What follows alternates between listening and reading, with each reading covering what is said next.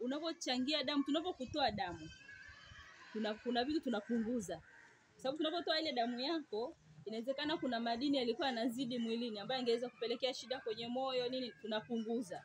Kwa hiyo unapopunguza zinazalishwa vitu vingine tena. Ndio maana pia tunasema ni baada ya miezi mitatu. Kwa nini? Kwa sababu tunaipa space. Kama ni zile red blood cells kutengenezwa tena, white blood cells kutengenezwa tena vizuri, ndani ya miezi mitatu zinakuwa zimeshakomaa.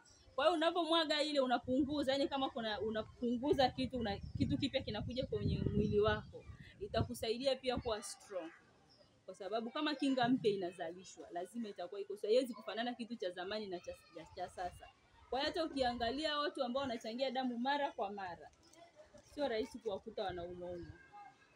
Kwa sababu kinga zao zinazidi kuimarika tu, wanapunguza kinazalishwa kingine, wanapunguza kinazalishwa kingine.